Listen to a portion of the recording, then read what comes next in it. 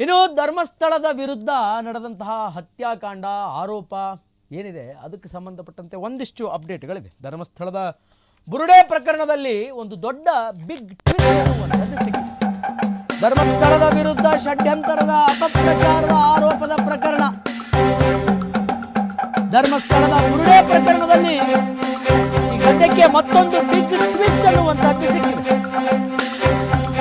ಬುರುಡೆ gang ಏನಿದೆ ಆ ಗ್ಯಾಂಗಿಗೆ ಪಜೀತಿ ತಂದಿದೆ ಈ ಬಿಗ್ ಟ್ವಿಸ್ಟ್.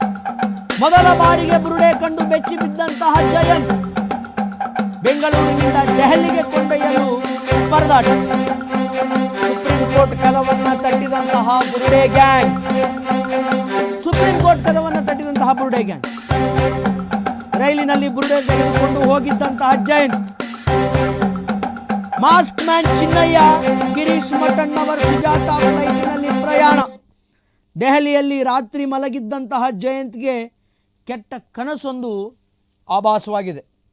ಕೆಟ್ಟ ಕನಸು ಬಿದ್ದು ಕಿರಿಚಿಕೊಂಡು ಎದ್ದಿದ್ದಂತಹ ಟಿ ಜಯಂತ್ ಬುರುಡೆ ಪ್ರಕರಣದಲ್ಲಿ ಮತ್ತೊಂದು ಬಿಗ್ ಟ್ವಿಸ್ಟ್ ಅನ್ನುವಂಥದ್ದು ಸಿಕ್ಕಿದೆ. ಧರ್ಮಸ್ಥಳದ ವಿರುದ್ಧ ಇಲ್ಲ ಸಲ್ಲದ ಅಪಪ್ರಚಾರವನ್ನು ಮಾಡಿ ಆ ಕ್ಷೇತ್ರದ ಹೆಸರನ್ನು, ಆ ಕ್ಷೇತ್ರಕ್ಕೆ ಸಂಬಂಧಪಟ್ಟಂತಹ ಒಂದಿಷ್ಟು ಗಣ್ಯ ವ್ಯಕ್ತಿಗಳನ್ನು ಡಿಗ್ರೇಡ್ ಮಾಡುವಂತಹ ಕಾರ್ಯ ನಡೆದಿತ್ತು. ಬಹಳ ದೊಡ್ಡ ಪ್ರಮಾಣದ ಷಡ್ಯಂತ್ರ. ಇಡೀ ದೇಶವೇ ಈ ಪ್ರಕರಣದ ಕಡೆ ತಿರುಗಿ ನೋಡಿಬಿಟ್ಟಿತ್ತು.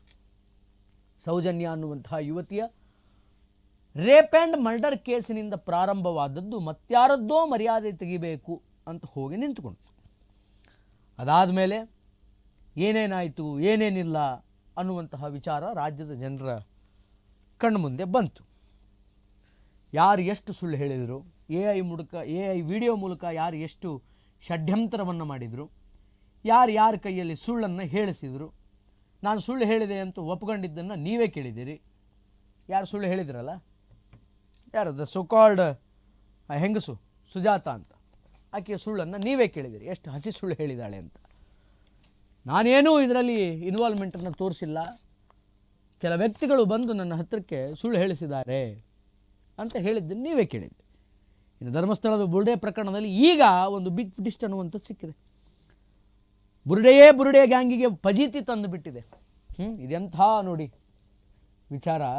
ಮೊದಲ ಬಾರಿಗೆ ಬುರುಡೆಯನ್ನು ಕಂಡು ಬೆಚ್ಚಿ ಬಿದ್ದಿದ್ದಂತೆ ಈ ಜಯಂತ, ದೃಶ್ಯಾವಳಿಗಳನ್ನು ನೋಡ್ಬೋದು ನೀವು, ಜಯಂತ ಅಂತ ಬೆಂಗಳೂರಿನಿಂದ ದೆಹಲಿಗೆ ಕೊಂಡೊಯ್ಯಲು ಒಂದು ದೊಡ್ಡ ಪರದಾಟ ಆಗಿಬಿಟ್ಟಿತ್ತಂತ. ಬುರುಡೆ ತಗೊಂಡು ಹೋಗಿದ್ರಂತ. ಸುಪ್ರೀಂ ಕೋರ್ಟ್ನಲ್ಲಿ ಏನು ನ್ಯಾಯ ಸಿಗಬೇಕು ಅಂತ ಕದ ತಟ್ಟಿತ್ತು ಈ ಬುರುಡೆ ಗ್ಯಾಂಗ್. ಈಗ ಈ ಬುರುಡೆ ಗ್ಯಾಂಗು ಮಕಾಡೆ ಮಲ್ಕೊಂಡು ಬಿಟ್ಟಿದೆ.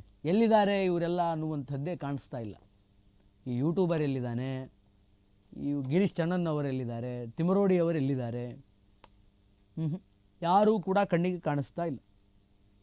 ಸುಪ್ರೀಂ ಕೋರ್ಟ್ ಕದವನ್ನು ತಟ್ಟಿದಂತಹ ಬುರುಡೆ ಗ್ಯಾಂಗ್ ರೈಲಲ್ಲಿ ಬುರುಡೆ ತೆಗೆದುಕೊಂಡು ಹೋಗಿದ್ದಂತೆ ಈ ಜಯಂತ, ಬುರುಡೆ ತೆಗೆದುಕೊಂಡು ಹೋಗಿದ್ದಂತೆ.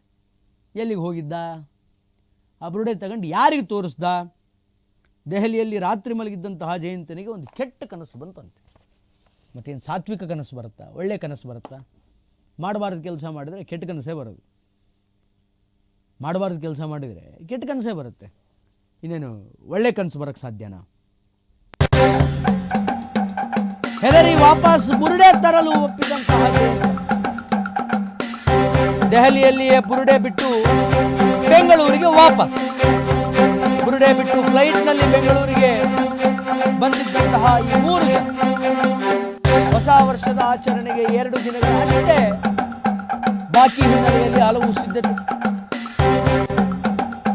ಜಯಂತನಿಗೆ ಟಿ ಮಠಣ್ಣವರ್ ಸುಜಾತ ಭಟ್ ವಾಪಸ್ಸನ್ನು ಕೊಟ್ಟಿದ್ದಾರೆ. SIT ನೀಡಿದಂತಹ ವರದಿಯಲ್ಲಿ ಜಯಂತಿ ಹೇಳಿಕೆ ಈಗ ದಾಖಲಾಗಿದೆ.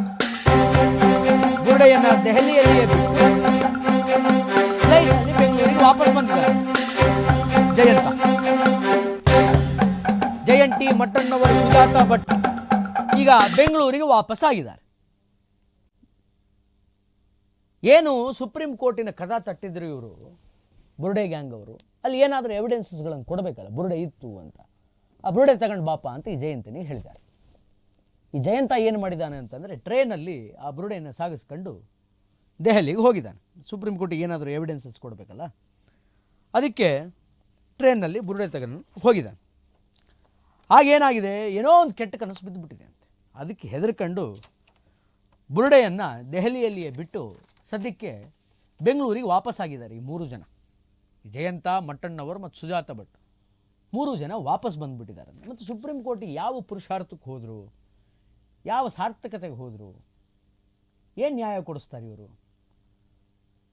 ಸಾಕ್ಷಿ ತೆಗೆದುಕೊಂಡು ಬಾ ಅಂತ ಜಯಂತನಿಗೆ ಹೇಳಿದವರು, ಬುರುಡೆ ತೆಗೆದುಕೊಂಡು ಬಾ ಅಂತ ಹೇಳಿದವರು, ಅವನು ಬುರುಡೆ ತಗೊಂಡು ಹೋಗಿದ್ದಾನೆ, ಟ್ರೈನಲ್ಲಿ ಹೋಗಿದ್ದಾನೆ ಹೋಗಬೇಕಾದ್ರೆ. ಆದರೆ ಆ ಬುರುಡೆಯನ್ನು ಅಲ್ಲೇ ಬಿಟ್ಟುಬಿಟ್ಟು 3 ಜನ ವಾಪಸ್ ಬಂದುಬಿಟ್ಟಿದ್ದಾರೆ. ಅಂದರೆ ಸಾಕ್ಷಿಯನ್ನು ಸಿಕ್ಸಿಕಲ್ಲಿ ಬಿಟ್ಟು ಬರ್ತಾರಾ ಇವರೆಲ್ಲ? ಏನಾಗ್ತಾ ಇದೆ ಈ ಕೇಸಲ್ಲಿ ಅನ್ನೋದೇ ಗೊತ್ತಾಗ್ತಾ ಇಲ್ಲ. SIT ನೀಡಿದಂತಹ ವರದಿಯಲ್ಲಿ ಜಯಂತ್ ಟಿ ಹೇಳಿಕೆಯನ್ನು ದಾಖಲು ಮಾಡಲಾಗಿದೆ. ನನಗೊಂದು ಕೆಟ್ಟ ಕನಸು ಬಿತ್ತು, ಹಾಗೆ ಹಿಂಗೆ ಅಂತ ಏನೆಲ್ಲ ಹೇಳ್ಕೊಂಡಿದ್ದಾನೆ ಇವನು ಜಯಂತ, ಅದನ್ನೆಲ್ಲ SIT ದಾಖಲು ಮಾಡಲಾಗಿದೆ. ಮತ್ತೆ ವಿಮಾನದ ಮೂಲಕ ದೆಹಲಿಗೆ ತೆರಳಿದಂತಹ ಟಿ ಜಯಂತ್, ನಂತರ ರೈಲಿನ ಮೂಲಕ ಬುರುಡೆ ತಂದಿದ್ದಂತಹ ಜಯಂತ್ ದೆಹಲಿಯಿಂದ ನೇರವಾಗಿ ಮಂಗಳೂರಿಗೆ ಬಂದಿದ್ದ.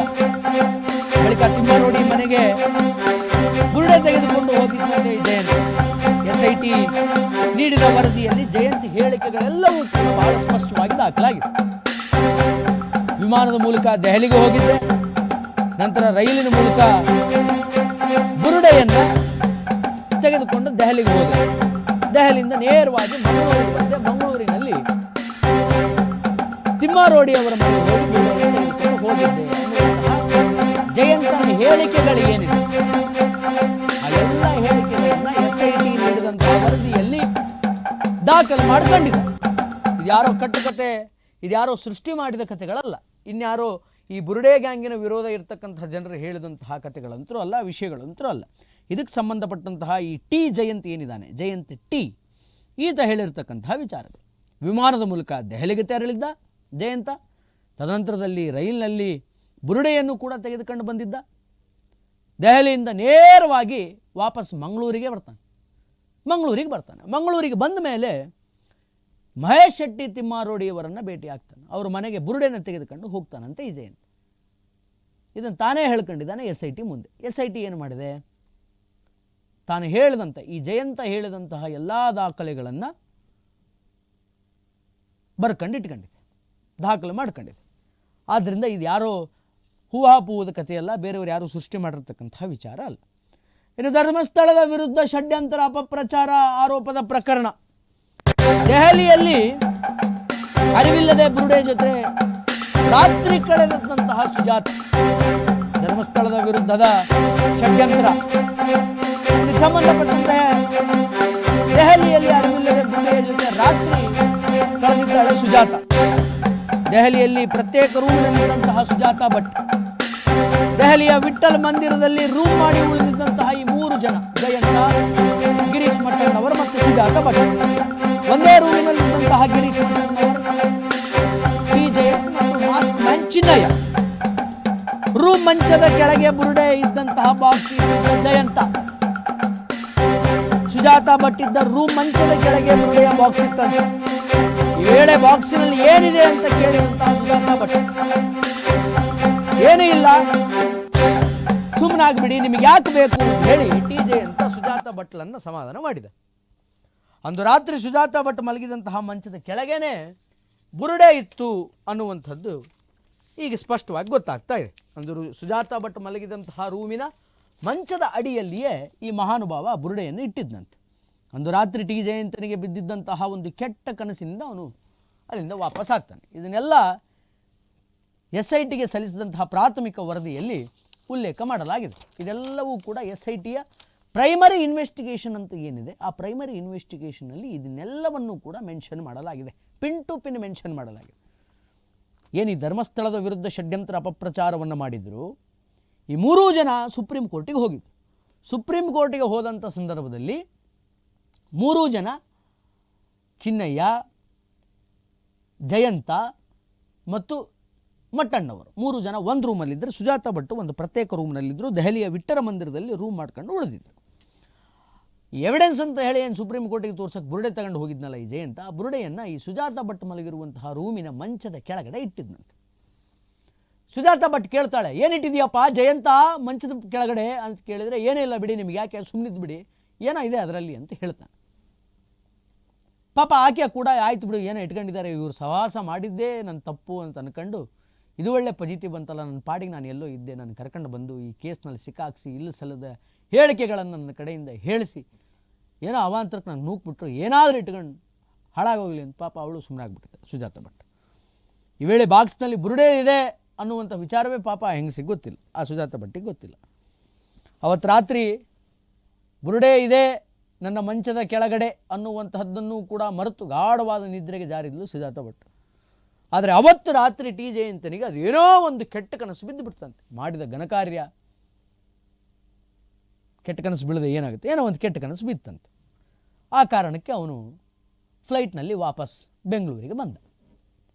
ಇದಿಷ್ಟೂ ಕೂಡ SITಗೆ ಜಯಂತ ಹೇಳ್ಕೊಂಡಿದ್ದಾನೆ. ಇದೆಲ್ಲವೂ ಕೂಡ SITಯ ಪ್ರಾಥಮಿಕ ತನಿಖೆಯಲ್ಲಿ ಪ್ರೈಮರಿ ಇನ್ವೆಸ್ಟಿಗೇಷನ್ನಲ್ಲಿ ದಾಖಲಾಗಿದೆ, ಉಲ್ಲೇಖ ಆಗಿದೆ. ಇದಕ್ಕೊಂದು ಬಿಗ್ ಟ್ವಿಸ್ಟ್ ಸಿಕ್ಕಿದೆ. ಇದು ಇನ್ನು ಮುಂದಿನ ಯಾವ ಹಂತಕ್ಕೆ ಹೋಗುತ್ತೆ, ಇವರು ಹೋರಾಟ ಅದು ಎಲ್ಲಿವರೆಗೂ ಆಗುತ್ತೆ, ಏನು ಎತ್ತ ಅನ್ನೋದನ್ನು ಕಾದು ನೋಡೋಣ. ಆದರೆ ಒಟ್ಟಾರೆಯಾಗಿ ಕಾಣಿಸ್ತಾ ಇರೋದು ಏನು ಅಂತಂದರೆ, ಬುರುಡೆ ವಿಚಾರಗಳು ಕೇಳಿ ಬರ್ತಾ ಇದೆ, ಮತ್ತೊಬ್ಬರ ಹೆಸರಿಗೆ ಮಸಿ ಬಳಿಯುವಂತಹ ವಿಚಾರಗಳು ಕೇಳಿ ಬರ್ತಾ ಇದೆ ವಿನಃ ಸೌಜನ್ಯ ಅನ್ನುವಂತಹ ಯುವತಿಗೆ ನ್ಯಾಯ ಕೊಡಿಸಬೇಕು, ಆಕೆಯ ರೇಪ್ ಆ್ಯಂಡ್ ಮರ್ಡರ್ ಹೆಂಗಾಯಿತು ಏನು ಅನ್ನುವಂತಹ ವಿಚಾರದ ಬಗ್ಗೆ ಚಕಾರವೇ ಇಲ್ಲ. ಇವತ್ತು AI ಬಳಸಿಕೊಂಡು ಯೂಟ್ಯೂಬ್ ವಿಡಿಯೋ ಮಾಡಿದಂತಹ ಯೂಟ್ಯೂಬರ್ ಕೂಡ ಇವತ್ತು ಕಾಣ್ತಾ ಇಲ್ಲ, ಆತನು ಕೂಡ ಧ್ವನಿ ಎತ್ತಾ ಇಲ್ಲ.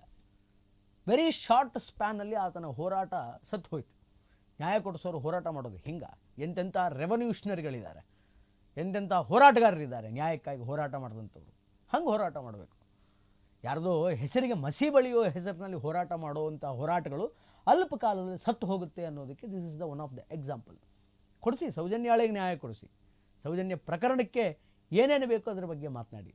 ನೀವು ಇನಿಷಿಯಲ್ ಸ್ಟೇಜಲ್ಲಿ ಆಕೆಯನ್ನು ನಿಮ್ಮ ಬತ್ತಳಿಕೆ ಬಾಣವನ್ನಾಗಿ ಉಪಯೋಗಿಸಿಕೊಂಡು ಆಮೇಲೆ ಏನೇನೋ ಮಾಡಿದರೆ ಈಗ ಇದಕ್ಕೆ ಇಂತಹ ದೊಡ್ಡ ಟ್ವಿಸ್ಟ್ ಸಿಕ್ಕಿದೆ. ಇದು ಎಲ್ಲಿವರೆಗೆ ಬಂದು ನಿಲ್ಲುತ್ತೆ ಅನ್ನುವಂಥದ್ದನ್ನು we have to wait and watch. ಕಾದು ನೋಡಬೇಕು ನಾವು, ಇದು ಎಲ್ಲಿವರೆಗೂ ಹೋಗುತ್ತೆ ಈ ಷಡ್ಯಂತ್ರದ ಫಲಿತಾಂಶ ಏನಾಗುತ್ತೆ ಅನ್ನೋದನ್ನು ಕಾದು ನೋಡಬೇಕಾಗಿದೆ.